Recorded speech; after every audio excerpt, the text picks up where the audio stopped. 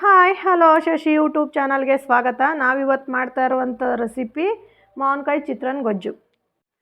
ಮಾವಿನಕಾಯಿ ಚಿತ್ರಾನ್ನ ಮಾಡಲು ಬೇಕಾಗಿರುವ ಸಾಮಗ್ರಿಗಳು: ಮಾವಿನಕಾಯಿ ತೊಗೊಂಡಿದ್ದೀನಿ ನಾನು 4 ಹಸಿಮೆಣಸಿನಕಾಯಿ ತೊಗೊಂಡಿದ್ದೀನಿ, ಉದ್ದಗೆ ಕಟ್ ಮಾಡಿ ಇಟ್ಕೊಂಡಿದ್ದೀನಿ. 3 ಈರುಳ್ಳಿ, ಸಣ್ಣ ಈರುಳ್ಳಿ ತೊಗೊಂಡು ನಾನು ಸಣ್ಣಗೆ ಹಚ್ಚಿಟ್ಕೊಂಡಿದ್ದೀನಿ. ಸ್ವಲ್ಪ ಕಡಲೆಬೇಳೆ, 2 ಟೀ ಸ್ಪೂನಷ್ಟು, ಸ್ವಲ್ಪ ಕರಿಬೇವು, 1 ಟೀ ಸ್ಪೂನಷ್ಟು ಸಾಸಿವೆ, 2-3 ಟೀ ಸ್ಪೂನಷ್ಟು ಕಡಲೆ ಬೀಜ. ಮಾವಿನಕಾಯಿನ ನಾನು ಈ ಥರ ತುದಿ ಕಟ್ ಮಾಡಿ ನೋಡಿ, ಈ ಥರ ತುದಿ ಕಟ್ ಮಾಡಿಬಿಟ್ಟು ಮೇಲ್ಗಡೆ ಸಿಪ್ಪೆನ ಹೊರ್ಕೊತಾ ಇದ್ದೀನಿ.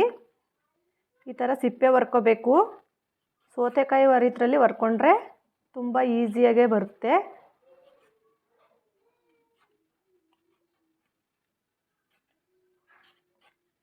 ಮಾವಿನಕಾಯಿನ ನಾನು ಇವಾಗ ಸಿಪ್ಪೆ ತೆಗೆದು ಇಟ್ಕೊಂಡಿದ್ದೀನಿ. ಇದನ್ನ ತುರಿಮಣೆಯಲ್ಲಿ, ನಾವು ಕ್ಯಾರೆಟ್ ತುರಿಮಣೆಯಲ್ಲಿ ತುರ್ಕೊತಾ ಇದ್ದೀನಿ.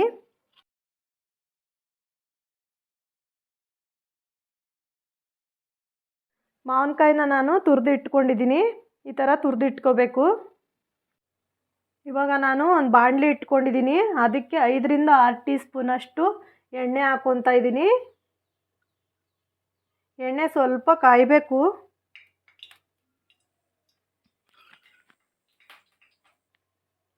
ಎಣ್ಣೆ ಕಾದಿದೆ. 1 ಟೀ ಸ್ಪೂನಷ್ಟು ಸಾಸಿವೆ ಹಾಕ್ಕೊತಾ ಇದ್ದೀನಿ. ಸಾಸಿವೆ ಚಿಟಪಟ ಅಂತ ಇದೆ.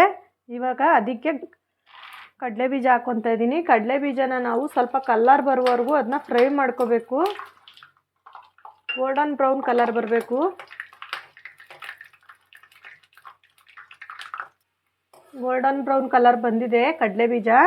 ಇದಕ್ಕೆ ನಾನು ಕಡಲೆಬೇಳೆ ಹಾಕ್ಕೊತಾ ಇದ್ದೀನಿ, 1 ಟೀ ಸ್ಪೂನಷ್ಟು. ಕಡಲೆಬೇಳೆನೂ ಅಷ್ಟೇ ಸ್ವಲ್ಪ ಫ್ರೈ ಆದರೆ ಸಾಕು.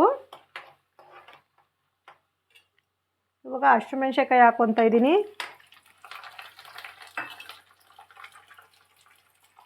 ಈರುಳ್ಳಿ ನಿಮ್ಗೆ ಬೇಕು ಅಂದರೆ ಈರುಳ್ಳಿ ಹಾಕೋಬೋದು, ಇಲ್ಲ ಅಂದರೆ ಹಂಗೆ ಮಾವಿನಕಾಯಿ ನಾವು ಚಿತ್ರಾನ್ನ ಮಾಡ್ಕೋಬೋದು.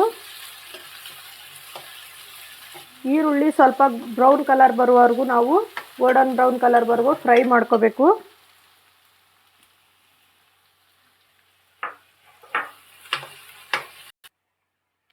ಈರುಳ್ಳಿ ಸ್ವಲ್ಪ ಬ್ರೌನ್ ಕಲರ್ ಬಂದಿದೆ.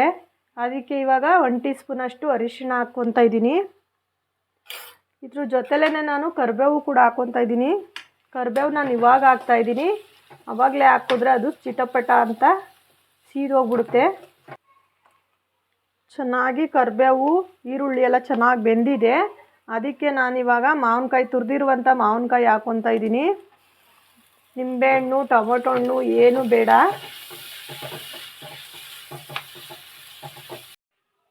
ಮಾವಿನಕಾಯಿ ಸ್ವಲ್ಪ ಫ್ರೈ ಆಗಿದೆ. ಸ್ವಲ್ಪ ಫ್ರೈ ಆದರೆ ಸಾಕು, ಅದು ತುಂಬ ಏನು ಫ್ರೈ ಆಗೋದು ಬೇಡ. ರುಚಿಗೆ ತಕ್ಕಷ್ಟು ಉಪ್ಪು ಹಾಕ್ಕೊತಾ ಇದ್ದೀನಿ. ಪುಡಿ ಉಪ್ಪು ಹಾಕಿ ಚೆನ್ನಾಗಿ ಮಿಕ್ಸ್ ಮಾಡಿಕೊಂಡ್ರೆ ಸಾಕು. ಮಾವಿನಕಾಯಿ ಚಿತ್ರಾನ್ನ ರೆಡಿ ಆಗಿಬಿಡುತ್ತೆ. ಬೇಗನೆ ಆಗುತ್ತೆ. ದಿಢೀರಂತ ಮಾಡ್ಕೋಬೋದು ನೀವು. ಇವಾಗ ಮಾವಿನಕಾಯಿ ಚಿತ್ರಾನ್ನ ಗೊಜ್ಜು ರೆಡಿಯಾಗಿದೆ.